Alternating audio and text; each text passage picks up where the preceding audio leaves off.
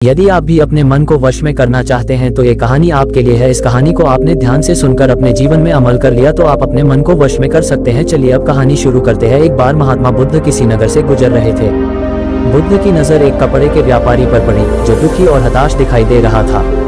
बुद्ध चलकर उनके पास गए और पूछा कि हे भंते, तुम इतने उदास क्यों हो? अगर तुम मुझे अपनी चिंता का विषय बताओ तो मैं तुम्हारी कुछ मदद कर सकता हूँ। कपड़े के व्यापारी ने बुद्ध को प्रणाम किया और उनको अंदर बुलाया।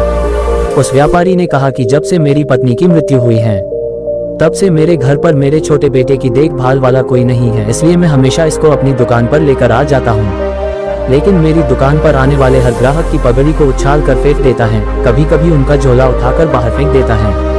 मैंने इसको बहुत समझाया, डांटा, लेकिन यह नहीं समझा। इसकी इस हरकतों की वजह से मेरे सारे ग्राहक खुद को अपमानित मानकर वापस चले जाते हैं।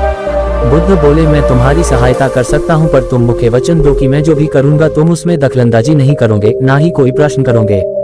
व्यापारी बुद्ध को वचन दे देता है। अगले दिन बुद्ध एक पगड़ी पहन कर आए और एक ग्राहक की भांति आकर बैठ गए। व्यापारी का बेटा आया और बुद्ध की पगड़ी को उछाल दिया। महात्मा बुद्ध मुस्कुराए और कहा, बहुत अच्छा, जाओ उस पगड़ी को वापस लेकर आओ।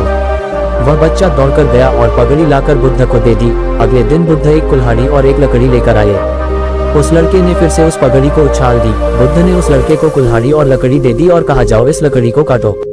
व्यापारी को थोड़ा सा डर लग रहा था कि कहीं उसके लड़के को चोट नहीं आ जाए, लेकिन उसको अपना वचन याद था।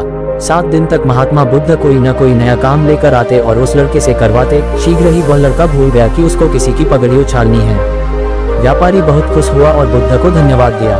मुझे पता है कि इस कहानी का और मन के वश को कोई विशेष संबंध नहीं है, लेकिन पहले आप इस तर्क को समझ लीजिए। अगर हम अपने मन को अपने हिसाब से काम नहीं करवाएंगे तो मन अपने हिसाब से काम करेगा। मन वश में हो सकता है यदि मन को हम अपने अनुसार चलाएं।